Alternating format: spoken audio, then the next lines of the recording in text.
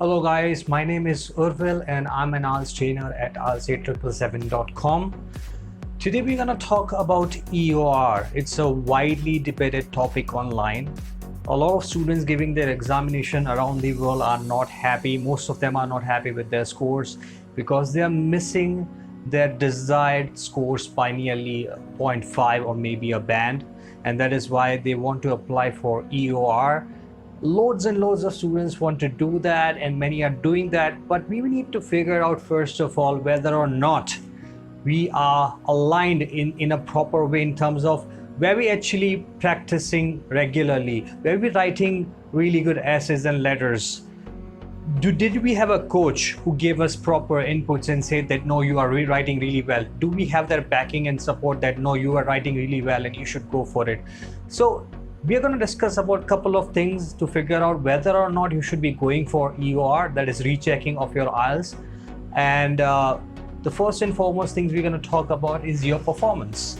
Now, when you talk about your performance, what we are actually focusing at is were you practicing under a coach who was qualified? Did he say that no, you're writing up to the mark?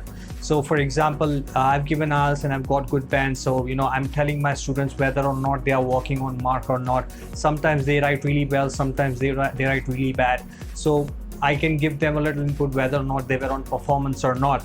So you need to have a little input from your tutors who can tell you if you are good or not.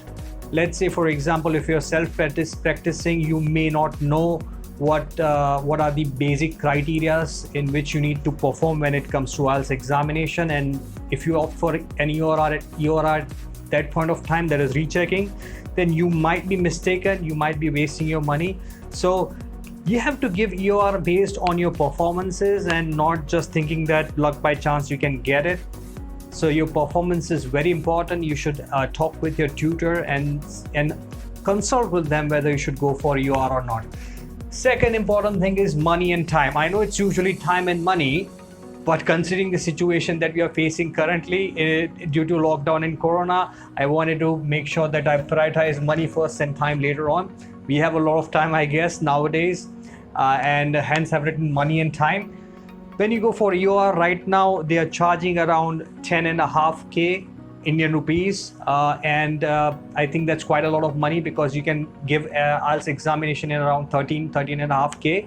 So I would suggest that it's nearly there. The amount of EOR is nearly as good as the amount of the whole IELTS examination, which is quite huge. I really do not know what makes them come to this number of 10.5K for EOR.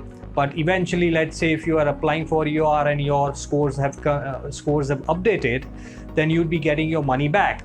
So money and time are also crucial. Time, they're taking around 20-21 days, but you will still have to bear the charges for couriers, which is around 1 or 1.5K. So eventually, all in all, you'll be spending around 12K for EOR in India. So it's probably, I would suggest, first of all, it's not just about the money, but you still need to figure out whether you did perform well or not. Second is when you talk about, let's say you've given an IELTS examination. After you're done with your IELTS examination, you need to talk with other students, interact with them online or in a community, and ask them how did they perform, what did they write. So it's just to have a little idea whether your performance was up to the mark or not.